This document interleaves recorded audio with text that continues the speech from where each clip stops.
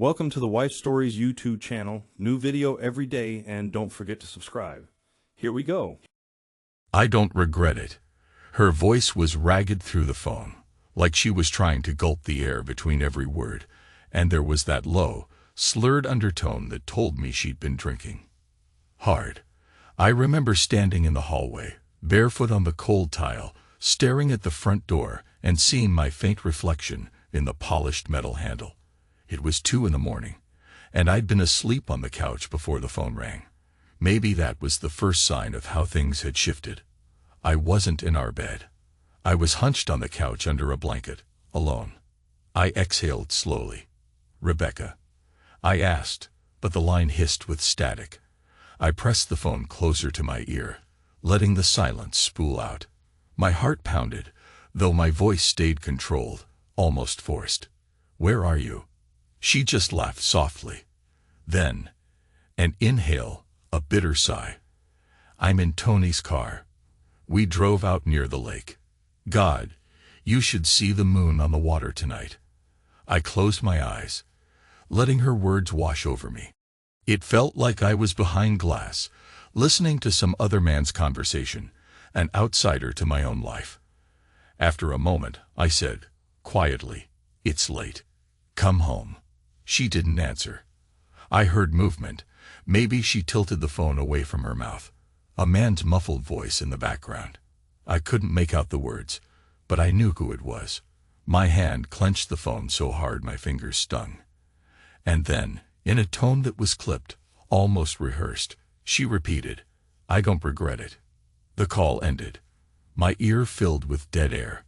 I stood there for what felt like a full minute, breathing in and out, while the same phrase replayed in my mind.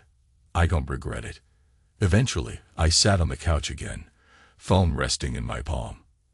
I stared at the black screen, waiting, expecting it to light up. It never did.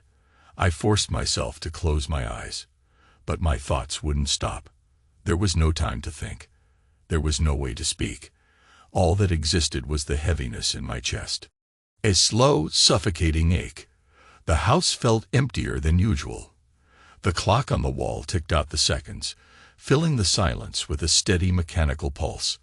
The reflection of the lamp in the window made it look like another lonely figure standing outside. I reached for the glass of water on the coffee table, but my hand hovered a moment over it, trembling. Finally, I drank it down, feeling the cold swirl in my stomach. I tried to imagine all the possible futures, everything that could happen when she came home, if she came home at all. My mind drifted to the past. The nights we'd spent together in this very living room, the gentle hum of the television while the kids slept, the softness of her eyes as she kissed my cheek. I swallowed, pressing a hand to my forehead. It all felt so far away, like I'd dreamed another life and woken to this instead. Hours later, the door opened quietly, and she stepped inside. She didn't turn on the hallway light. Her silhouette flickered across the walls, slender shoulders hunched, hair probably tousled from the wind off the lake. I rose to my feet but didn't speak. Part of me expected her to say something. She walked into the living room, saw me standing near the couch, and she froze. For a few seconds, neither of us moved. Then she looked at me, and I noticed her lipstick was smudged, the faint imprint of it on her mouth. Her eyes glistened with tears, or maybe it was just the reflection of the lamp. The silence between us was deep, a new kind of silence, weighed down with the knowledge of what I already suspected. When I finally forced a breath, it felt harsh in my throat. "Are you okay?" It was the only question I could manage. She stared at me for a long time. Then, in a tone that was distant, almost polite, she said, "I'm tired. I think I'll go to bed." I let her walk past me, disappearing up the stairs. The tension in my shoulders pressed harder as I heard her footsteps on the landing above. Our bedroom door opened, then clicked shut. The finality of that small sound echoed in my mind. I stayed down there until the first hint of gray touched the sky. I didn't sleep. I just sat, with my elbows on my knees, trying not to think, trying not to imagine what she'd done with Tony near the lake. All that ran through my head were fragments. Her laugh, his voice, the shape of her leg draped over his in the front seat. Some images I couldn't push away, no matter how tightly I closed my eyes. Even though no one spoke them aloud, they felt real enough to cut me inside. I remember it was drizzling at dawn, that gentle hush of rain brushing the windows, a perfect reflection of the murky swirl in my chest. She was upstairs, in our bed, and I was down here, wide awake, forcing myself to breathe. At some point, I walked into the kitchen and made coffee. I stared out the window, noticed the neighbor's porch light was still on. Everything felt so profoundly ordinary that I almost broke. A part of me wanted to fling the mug at the wall, to shatter the calm. But instead, I just sipped coffee and waited for the day to begin. Not long after that, the kids woke up. I heard them rustling in their rooms, heard a door open, footsteps pattering down the stairs. My boy said, "Dad," with that soft morning voice, and I turned, forcing a smile onto my face. "Hey, buddy," I murmured. "Hungry?" He nodded, still rubbing the sleep from his eyes. So I made pancakes. It's the only thing I could do. Keep going, keep holding the line. I talked to him about his homework, told him I'd drive him to school. My daughter came downstairs, yawning, hair a mess. I gave her a gentle pat on the head, asked if she wanted orange juice. She smiled, faintly. The normalcy of the routine was both comforting and agonizing.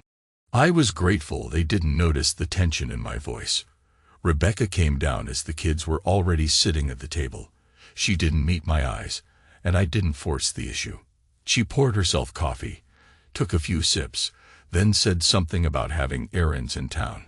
Her face looked pale, her hair was brushed, but I caught a glimpse of dark circles under her eyes.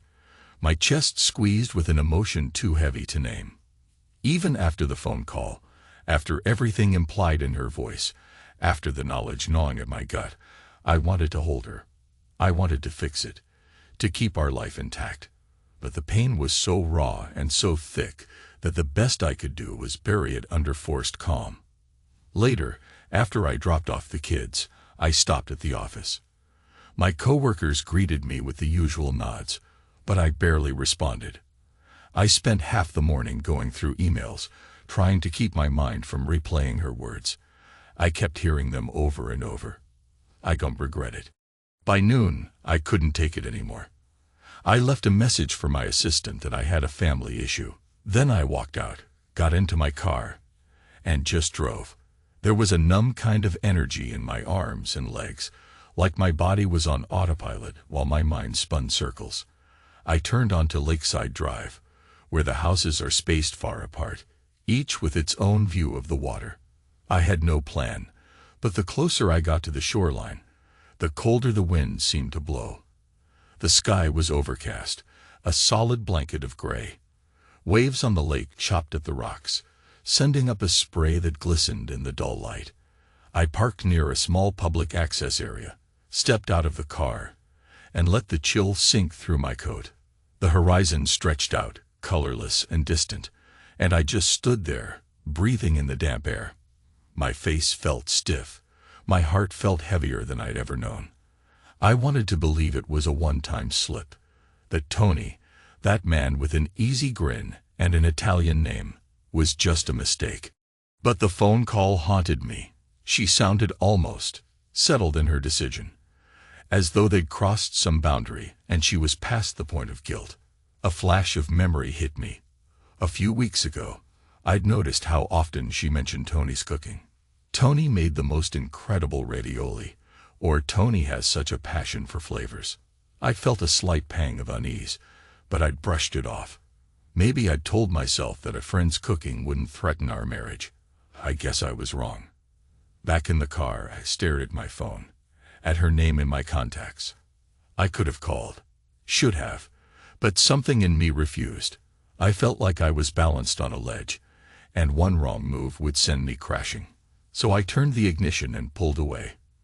By evening, the drizzle had turned into a full rain, dark clouds twisting overhead, thunder rumbling faintly in the distance. It matched my mood perfectly. I returned to the house with an invisible mask on my face.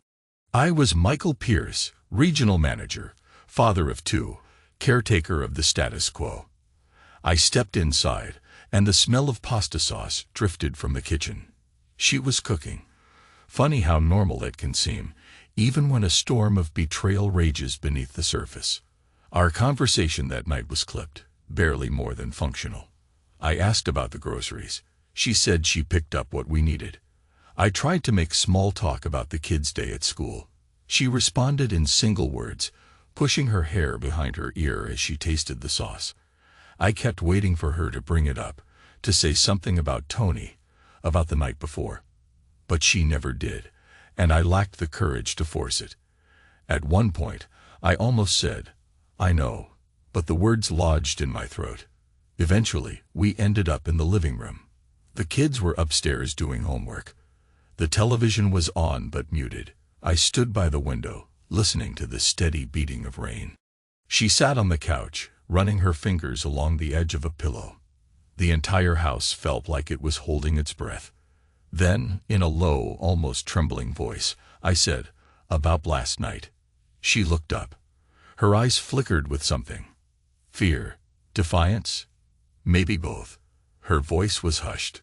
"What about it?" This time, I forced the question. Did you sleep with him?" Her silence answered for her. I saw the tension in her jaw, the slight tremble of her chin. I think she wanted to lie, but knew it was pointless. I nodded slowly, forcing every muscle in my body to remain still. "Why?"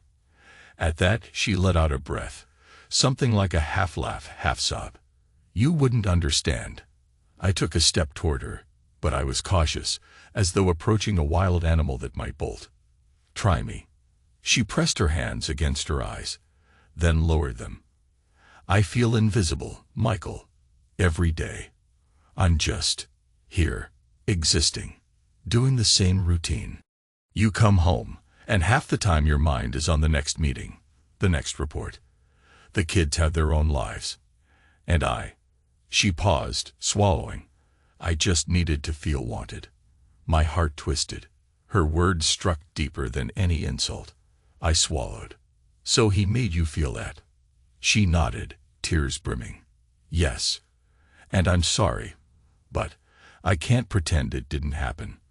And I can't lie and say I regret it, because I don't. I needed to feel alive." She blinked, letting a tear slip. "And maybe that makes me selfish." She was trembling. I couldn't speak. My throat locked. Part of me wanted to shout, to scream. "Do you realize what you've done to me? To us?" But I didn't. Instead, I stared at her, my face numb, my chest burning. Finally, I turned and went upstairs, shutting the bedroom door behind me in absolute silence.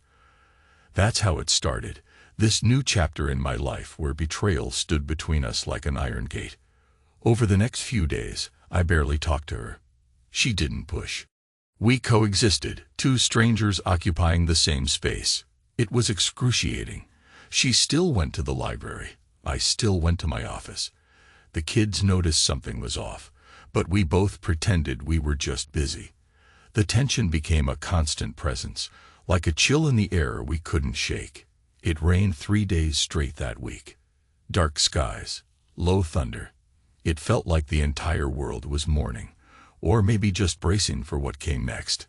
And then one afternoon, I came home early again, my nerves fried, my stomach tight.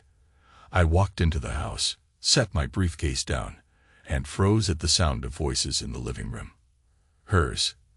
And his. I didn't think, I just moved. Rounding the corner, I saw them. Tony sitting on the sofa, leaning toward her, a paper container of food on the coffee table. He was talking softly, gesturing with his hands. She sat a foot away, head bowed, her arms tight across her chest. They both looked up the second I stepped in. Tony stood, a reflexive smile on his face that wavered when he saw the look in my eyes. "Michael," he started. "Get out," I said, my voice flat, precise. He raised his palms. "I was just delivering." Out. He glanced at Rebecca. She stayed silent, not moving. For a moment, an unspoken tension crackled between us, heavier than the storm outside. Finally, he grabbed his keys from the table and walked past me, his step quick. I didn't move until I heard the door shut behind him. Then I turned to her. She was pale, biting her lip. "He just came by to talk," she said softly, like an excuse. I clenched my fists. "Don't," I hissed. "Don't lie to me anymore." She exhaled, blinking back tears. "I didn't ask him to come here." I stood there, chest heaving. A swirl of anger, sadness, and some desperate longing for the woman I used to know ran through me. But I couldn't speak, because in that moment I realized, if I tried to say how I felt, I might break. Really break. So I walked out the front door into the rain, letting it soak my shirt, sting my cheeks. The cold air slammed into me, but I only walked faster, my footsteps echoing on the wet pavement. I didn't bother with an umbrella or a jacket. I just had to get away before I said something I'd regret. My mind spun with images, her in Tony's arms, her laughter in his car, the way he must have touched her that night by the lake. My stomach lurched. I wanted to punch a wall, or maybe just sink to my knees and scream. Instead, I found myself halfway down the block, panting for breath. Lightning flickered overhead, thunder following close. The storm unleashed heavier rain, but I kept walking. It felt like the sky was matching the anger that boiled in my veins. The wind lashed water across my face, and I let it. Maybe a part of me hoped the downpour would wash away what I knew, scrub me clean of the betrayal. But it didn't. Nothing could. By the time I got back, I was soaked and shivering. She was waiting for me in the hallway, tears streaking her face. When she saw me, she started to speak, but I held up a hand. My voice was quiet, trembling with suppressed fury. "Not now." She closed her eyes, nodding. I walked past her, up the stairs, right into the bathroom. I locked the door, turned on the shower, and stood under the hot water, fully dressed, breathing as steam swirled around me. Even beneath the water, the ache in my chest refused to leave. In the next week, I discovered that the pain of infidelity is often silent. It shows up in the spaces where love used to be, in the small rituals that no longer bring comfort. We tried to keep it hidden from the kids, and maybe we succeeded, but they knew something was wrong. They asked why Mom and Dad weren't watching TV together anymore, why we both seemed tired all the time. We brushed them off with vague answers about stress at work. Meanwhile, Tony lingered on the edge of everything, like a wound that wouldn't heal. I saw him once at the grocery store, near the produce section. He spotted me across the aisle, gave a quick nod, and turned away. I stared after him, thinking about how easy it would be to lose control, to grab him by the collar and demand an apology, some kind of punishment. But I did nothing. I just walked on, a heavy sense of defeat trailing behind me. That weekend, I planned an outing with the kids, something to give them a semblance of normalcy. A local orchard had a fall festival going on, so we went to pick apples, ride the hay wagon, let them run around. Rebecca stayed home. She claimed she had a headache. But as I was driving away, I saw Tony's car turn the corner at the end of the street. My hands tightened on the steering wheel, but the kids were in the back seat, and I had to play the part of the good father. So I drove on. At the orchard, the sky was a patchwork of clouds, sunlight breaking through here and there. The kids laughed, chasing each other between the trees. Their joy cut me to the bone, because all I could think was, do they have any idea our family is unraveling? Do they sense it, like animals feel a storm before the thunder rolls? When I got home, her car was there, but Tony's was gone. I hesitated on the porch, heart pounding. Then I forced a calm expression, shooed the kids inside, and followed them. I found Rebecca in the kitchen, eyes red-rimmed, as if she'd been crying. We faced each other across the counter, the sink dripping in the background. She opened her mouth, But it took her a moment to speak. "I told him not to come back," she said finally. "He wanted to see me, but I said it was a bad idea." My jaw clenched. "You said that now? After everything?" She flinched at the sharpness of my tone. She began. Then she stopped, closing her eyes. "I'm done with it, Michael. It's over." I stared at her, searching her face for sincerity. "Why?" She swallowed. "Because I realized how far this has gone. I never wanted to destroy our family. I was lonely, and he was there. And I let myself." She pressed a hand to her mouth, her voice trembling. "But I'm not going to do it anymore. I promise." Those words should have felt like relief. Instead, they cut deeper, because the damage was done, and we both knew it. I gave a short, humorless laugh, stepping back. "So that's it," I said hoarsely. "You think you can just say you're done, and it all goes back to normal?" She shook her head, tears slipping down her cheeks. "No, I know it can't be normal again." Her eyes searched mine, filled with a desperation I hadn't seen before. I'm trying to keep this family from falling apart. I still love you." I wanted to scream that I loved her too, even after what she'd done. The words burned in my throat, but all that came out was silence. I felt so powerless, so angry, so lost. I turned and left the room, stumbling outside again, barely feeling the crisp autumn air that whipped at my face. The sky was starting to clear, the last clouds drifting away, leaving a washed-out horizon. I stood there, arms around myself, eyes stinging, biting back the roar in my chest. I forced myself to hold it all inside. Time passed in a slow dance of half-spoken conversations and anxious nights. I found myself thinking more about Tony than about my own feelings. The way he'd strolled so casually into my home, how he dared to soothe her loneliness, how he'd awakened in her something I apparently couldn't. I had never thought of myself as a violent man, but the bitterness festered. Late at night, I'd lie awake, imagining scenarios of revenge. Then I'd push them aside, telling myself I was above that. But sometimes, anger has its own gravity. The more you hold it in, the more it warps you. A few days later, I got a call from a mutual friend who mentioned Tony's new gourmet meal service was running into trouble with one of the suppliers. He needed an investment to stay afloat. Something clicked in my head, a plan forming before I even realized it. I had resources, people in the city who owed me favors, connections I'd built over the years in my job.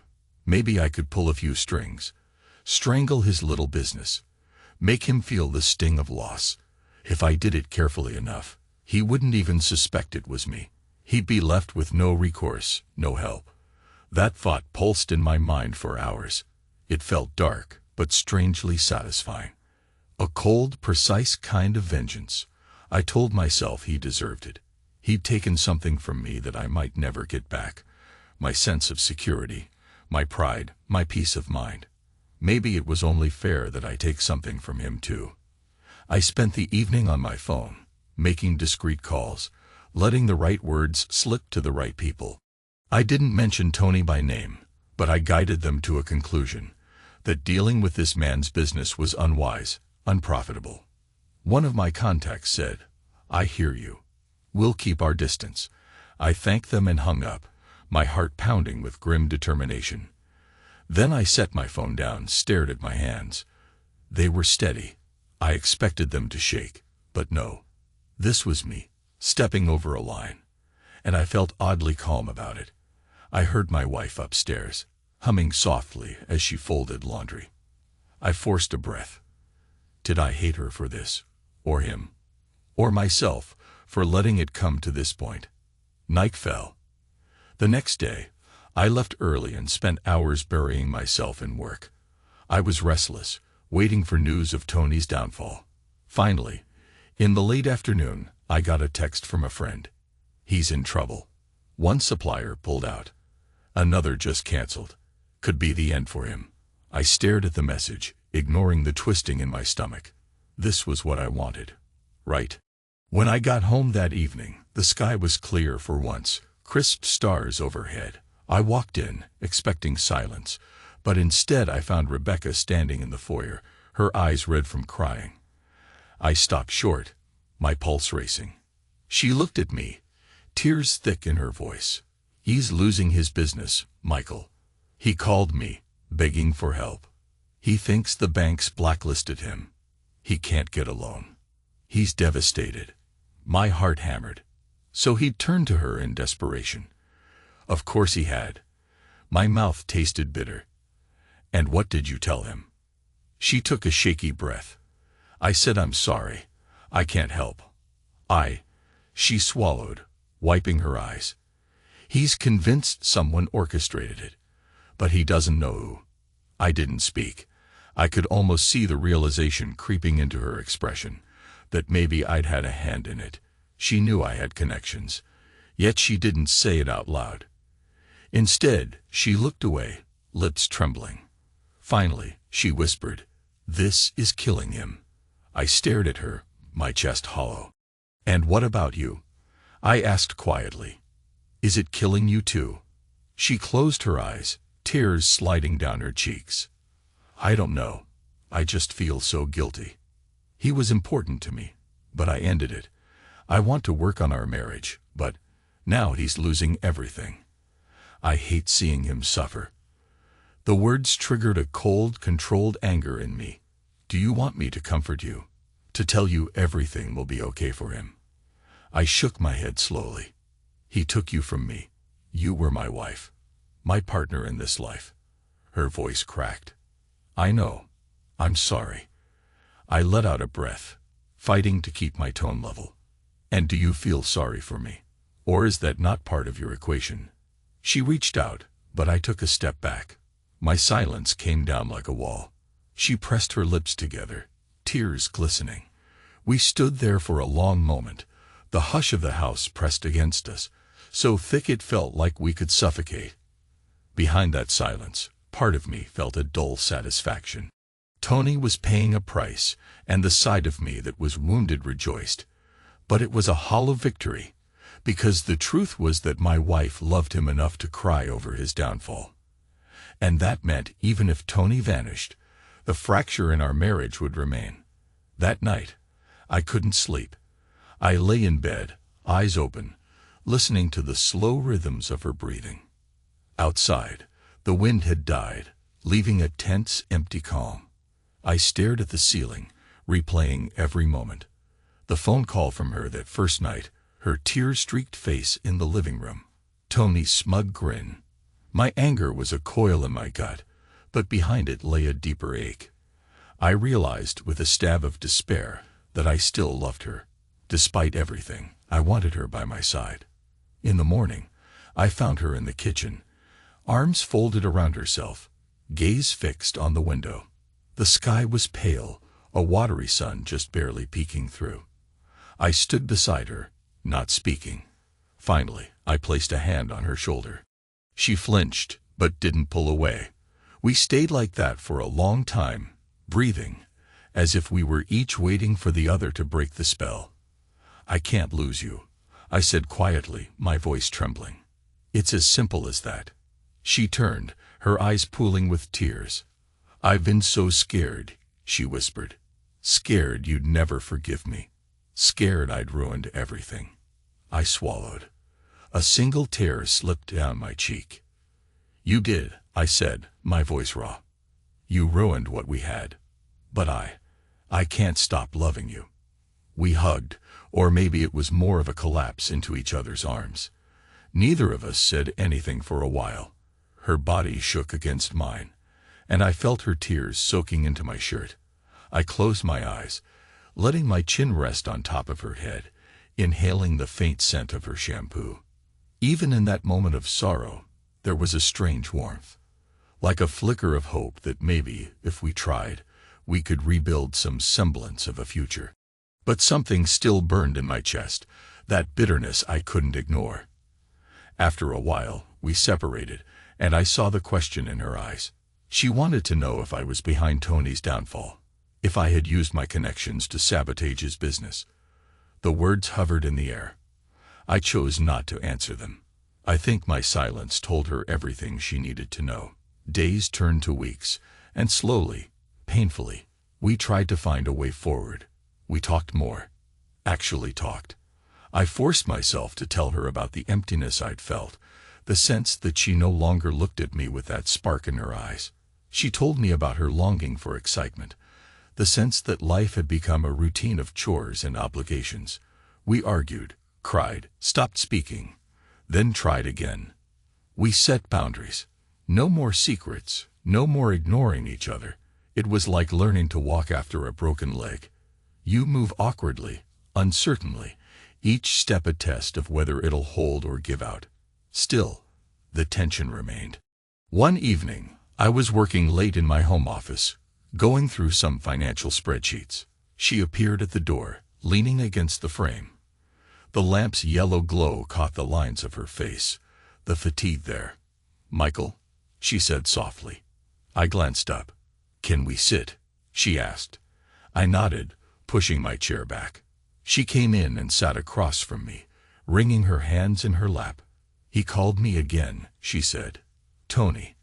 I didn't pick up, but he left a voicemail. He sounded desperate. My jaw tightened. He lost his business. He's probably bankrupt by now. She nodded, tears blinking at the corners of her eyes. "He said he just wanted to talk. He said he's leaving town soon." A flurry of emotion whipped inside me. Triumph, guilt, anger. "What does he want from you?" "More pity?" I asked, hearing the rasp in my own voice. She swallowed, shook her head. "He wants closure." "I guess I do too." Something sharp twisted in my gut. Closure? By meeting up with him? She lowered her gaze. "He asked to see me. One last time." She paused, swallowing. I told him no. I told him it would destroy whatever progress we're making here. Her eyes flickered up to meet mine. "I chose you." For a moment, I said nothing. Then I exhaled, feeling some of the tension drain from my shoulders. I didn't dare show relief. Instead, I nodded once, curtly, and looked down at the desk. "Okay." She rose, took a step toward me, hesitated. "I'm sorry," she whispered. "I'm so sorry for the way I hurt you." I heard her voice break, and I forced myself not to look at her. If I did, I feel too much. My stomach was already tight, my heart throbbing in my chest. That night, we ended up in bed together for the first time in weeks. It wasn't about passion so much as it was about seeking comfort in each other's warmth. She clung to me, face pressed against my chest, while I stroked her hair. Neither of us spoke. We let our bodies talk instead, tentative, uncertain, but real. There was a flicker of that old familiarity, the knowledge of each other's rhythms. Yet behind it all, I felt the memory of what she'd done. The images of her with Tony. I had to push them aside, physically shake my head, as if that would banish them. But they lingered, a bitter aftertaste. Even as I held her, even as my hands moved across her skin, there was a wound that hadn't healed. Time became a strange continuum of half-repaired trust and unspoken tension. We tried to find small sparks of normal life. Cooking dinner together, taking the kids to a movie, sitting on the porch after they went to bed, sipping tea in the quiet. Sometimes it felt like progress. Other times, the weight of betrayal crushed me. She would reach for my hand, and I'd have to steel myself not to pull away. Because I wanted her close, but my heart still flinched at the memory of her intimacy with him. The only thing that gave me a sense of grim satisfaction was hearing Tony left town. I never got the details of his situation, but from what I gathered, he tried to salvage his business and failed. A handful of local restaurants blacklisted him, some quietly, some openly. He finally packed up his few belongings, possibly headed back to New York. He left behind nothing but the fractured remains of my marriage. In the weeks that followed, I found myself wrestling with guilt. I knew I'd orchestrated his ruin. Part of me believed he deserved every bit of it. Another part questioned whether that thirst for revenge had chipped away at what remained of my soul. I told myself the ends justified the means, But in the darkest hours of the night, I'd wake up, my heart pounding, and wonder if I'd become as broken as the betrayal that started all of this. Rebecca sensed something weighed on me, though she never voiced it. Maybe she suspected the truth. Maybe she wanted to let it lie. Our marriage was limping along, but it was still standing, and that was more than I would have hoped for a month ago. One crisp afternoon, near the end of autumn, she and I went for a walk in the park. The air smelled of fallen leaves. The sky was a brilliant cobalt, with a few streaks of golden sunlight. We wandered along the path quietly, side by side, sometimes brushing arms. A gentle breeze rattled the branches overhead, sending leaves drifting around us. The hush between us was tense but somehow comforting. We'd come through a hurricane of emotion, and now found ourselves in this cautious calm. I stopped by a bench under a grand old oak tree, gestured for her to sit. She perched on the edge, looking at me with those green eyes that first drew me in so many years ago. I sat beside her, exhaling the shaky breath. I felt the dryness in my mouth, the heaviness of everything unspoken. Then I reached out and took her hand. She let me. "It's going to be a long road," I said softly, voice catching. "I'm still angry. I'm still hurt. Sometimes I can't even look at you without remembering the pain." She squeezed my hand. "I know," she whispered. "I want to earn back your trust. I don't know if I can, but I want to try. I don't want to give up on us." For a few moments, we just held each other's gaze. Then I nodded, feeling tears prick the corners of my eyes. "I don't want to give up either," I said. "God help me, I still love you, even after everything." She leaned into me, resting her head on my shoulder, letting out a tremulous sigh. We sat that way for a while, the sun dipping toward the horizon, the wind carrying the scent of distant chimneys and damp earth. A quiet acceptance settled between us, fragile but real. That evening, back home, I realized the tension in my chest was lighter. I walked into the living room, found the kids sprawled on the floor with their books, and sat among them, helping with homework. Rebecca joined us, kneeling on the rug, flipping through the pages of a geography textbook. Our children giggled as we pointed out countries and tried to pronounce foreign capitals. For the first time in what felt like an eternity, we were a family again, sharing a moment of warmth that didn't feel forced. Late that night, after the kids were asleep, we prepared for bed, the lights low in the hallway. She moved in close, resting a hand on my arm. There was a tentativeness in her eyes. She was asking for permission to stay near me. I looked back at her, my emotions still a knot of conflict, but I said nothing. I just nodded once. We slipped under the sheets together, side by side in the dark. She turned toward me, and I felt her breath against my neck. I didn't pull away. When we finally drifted off, it was the first night in a long time that I slept deeply, not haunted by the memory of her betrayal. In the morning, I woke to the sound of rain tapping against the window. My first thought was that I hated the rain. But then I felt her warm presence beside me, her fingers curled lightly around mine, and I remembered that sometimes storms fade, and all that's left is the aftermath, the broken branches and puddles that reflect a new sky. I lay there, listening to the rise and fall of her breathing. I felt no triumph, no exultation.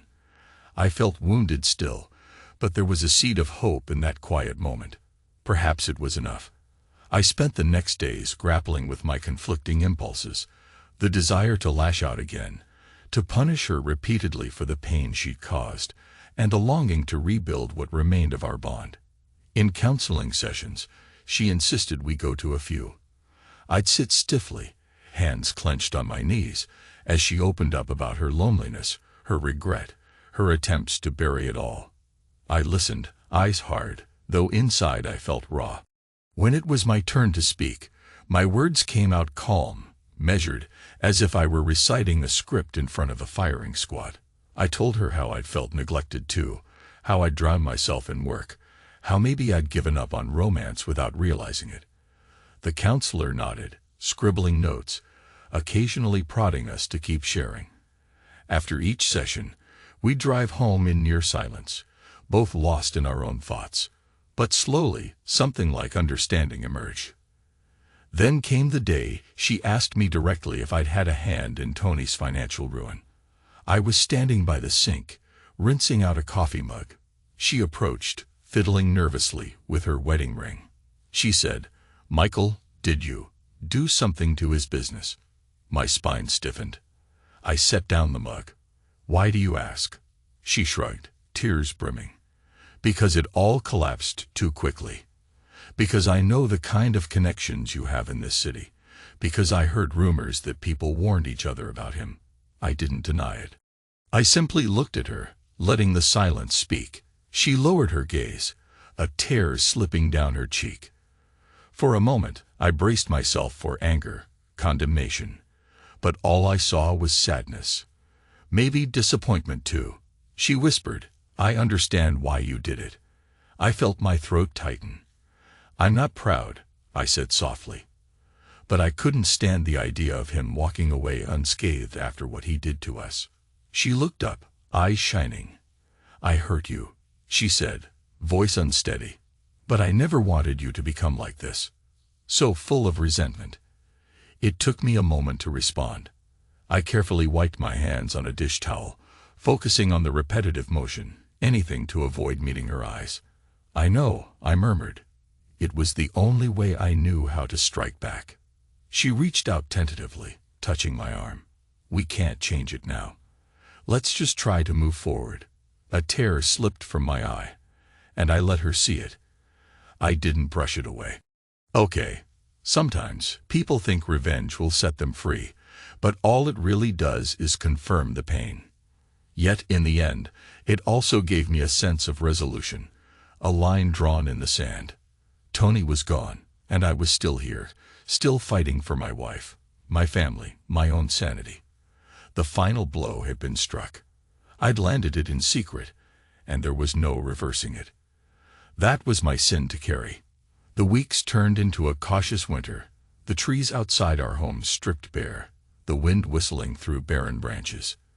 We lived day by day, trying to navigate the complicated path of rebuilding trust. Our arguments flared sometimes, those raw spots still tender. She'd say something about missing excitement, and I'd feel rage bristle inside, ready to burst. I'd catch a glimpse of an old photograph of us in happier times and wonder if it was all an illusion. Still, we kept trying. The kids sensed a change, though they didn't fully grasp it. We were more present, ironically enough. We showed up to their school events together. We had dinners at the table, phones put aside, forcing ourselves to engage. Whenever tension brewed between Rebecca and me, we tried to handle it privately, behind closed doors. Sometimes we failed, but we tried. One late afternoon, near Christmas, I stood in the living room, looking at the lights she'd strung around the windows. It was just dusk, the sky turning a soft violet. Snow drifted lazily outside. She came up behind me, slid her arms around my waist. I felt her chin rest against my shoulder. My body tensed, out of habit. But then I let the warmth of her presence sink in. She whispered, "Thank you for not giving up." I turned to face her. The reflection of the Christmas lights shimmered in her eyes, and I saw the same woman I'd once married, though tempered by pain and regret. I almost did, I admitted. I almost walked away. But I can't. My voice caught. "I still love you." She leaned her forehead against mine, tears gathering. "I love you too, despite everything." Outside, the snow quietly layered the world in white. Inside, we stood together, an unspoken promise in that hush. It didn't erase the scars, but it was something. Maybe the start of a second chance, or maybe just a fragile truce. I wasn't sure which. I only knew that for the first time since she'd uttered those damning words, "I don't regret it." I felt a cautious hope flicker to life in the darkness inside me. As evening set in, we called the kids, ordered pizza, watched them sprawl on the floor near the twinkling tree. A sense of fragile peace settled over the house. Sitting beside Rebecca on the couch, I laced my fingers through hers. She gave my hand a squeeze. We caught each other's eye, sharing a moment of mutual understanding. There was no grand apology that would wipe away the past, no instant path to healing. But there was this, a slow, deliberate commitment to try, to see if the love we once had was still enough. People talk about closure as if it's something you can buy, wrap up, and give yourself. But closure can be messy, incomplete. Sometimes closure is simply the acceptance that things will never be the same, and yet you press forward with what remains. For me, it came in the form of that still, quiet night, snow falling softly, my wife's hand in mine, the knowledge that Tony was gone, and the scars of betrayal etched into our story. Maybe we'd always carry them, but we'd do it together, as best we could. Long after the kids were in bed, after the house was silent, and only the glow of the tree lights remained, we stayed together on the couch. She rested her head on my shoulder. I put my arm around her, pulling her close, feeling the steady rhythm of her breathing. We didn't speak for a long time. Her warmth reminded me of better days, of that first time I held her hand all those years ago. She smelled faintly of vanilla, the same perfume she used back then. I closed my eyes, letting memory and reality blend. The storm had passed, though the wreckage was still all around us. We had made our choices, good and bad, and we'd bear the consequences. I felt the stirring of that old ache in my chest, but I also felt a kind of release, like an invisible cord snapping free. In my mind's eye, I saw Tony's face, the smug grin he wore when I first met him. A gust of cold slid across my heart, a fleeting moment of regret for how far I'd gone in the name of revenge. But then I let it go, exhaling a steady breath, and I whispered, more to myself than to her, "We'll be okay." She lifted her head, studying me with damp eyes. "Promise." I met her gaze. "I don't know," I said honestly, voice trembling, "but I'll fight for it." She held my stare, then slowly nodded, her lips pressed together in a small, hopeful curve that might have been a smile. I reached out, brushing a strand of hair from her face. Outside, the wind rustled against the windows, but inside, we were still, quietly holding on, two broken pieces trying to mend. Maybe the future held new storms, new conflicts. Maybe this was just the start of another chapter filled with both love and pain. But in that moment, we were together, truly together, and for the first time since that phone call, I allowed myself to believe in tomorrow. I gently pulled her closer. She closed her eyes, and we sank into the cushions, the Christmas lights casting soft patterns on the walls. We let the silence cradle us, the weight of everything we'd been through resting, at least for this moment, in stillness. Then my voice came out, low, nearly a whisper. "I'm here." She nodded, pressing her forehead to my chest. "I'm here too." We breathed in unison. The living room bathed in that quiet glow, and for the first time in many weeks, I felt something like peace settling in my bones. The path forward would be long and uncertain, but at least now, I wasn't walking it alone.